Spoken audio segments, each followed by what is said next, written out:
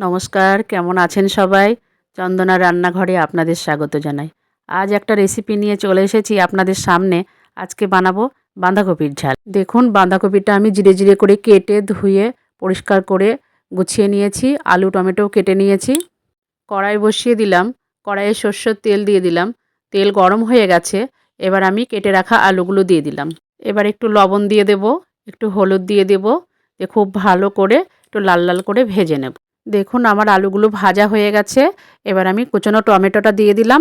এবার টমেটোটা একটু নেড়েচেড়ে ভালো করে ভেজে নিয়ে আমি বাঁধাকপিগুলো দিয়ে দিলাম। এবার আমি 1 চামচ লবণ দিয়ে দেব, সামান্য হলুদ দিয়ে দেব। দিয়ে খুব ভালো করে নেড়েচেড়ে বাঁধাকপিটা আমি কষিয়ে নেব।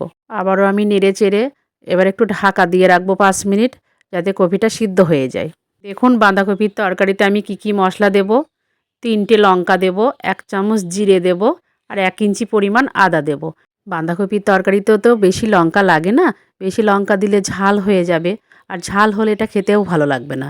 বাঁধাকপির তরকারি একটু ঝাল কম দিয়ে একটু মিষ্টি মিষ্টি রান্না করলেই খেতে ভালো লাগে।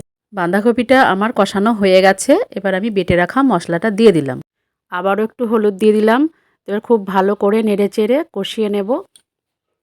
আবারও খুব ভালো করে কষিয়ে নেব যতক্ষণ না মশলার কাঁচা গন্ধটা যায়। দেখুন আমার বাঁধাকপিটা কষানো হয়ে গেছে। এবার আমি জল দিয়ে দেব।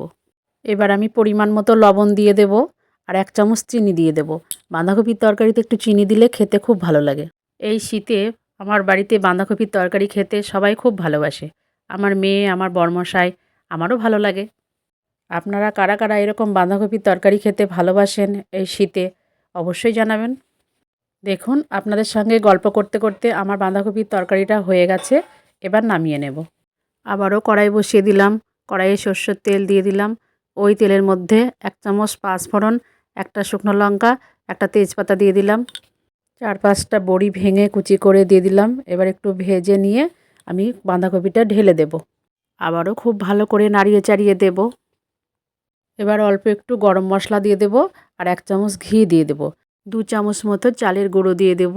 তাহলে এই তরকারির এই যে জল জল ভাব আছে, এটা একটু আঠা আঠা হয়ে যাবে। এটা খেতেও ভালো লাগবে, আবার দেখতেও ভালো লাগবে। আপনারা আমার মতো করে এইভাবেই বাঁধাকপির ঝাল রান্না করে খেয়ে দেখবেন। গরম গরম ভাতের সঙ্গে বা রুটির সঙ্গে খুব ভালো লাগবে। আমার বাড়িতে তো রুটি, পরোটা, লুচি এইরকম বাঁধাকপির তরকারি দিয়ে খেতে খুব ভালোবাসে। আমার রেসিপিটা যদি ভালো লাগে, লাইক, শেয়ার, সাবস্ক্রাইব করে পাশে থাকবেন। ভালো থাকবেন, সুস্থ থাকবেন, সাবধানে থাকবেন। আবারও খুব শীঘ্রই ফিরে আসছি নতুন একটা রেসিপি নিয়ে।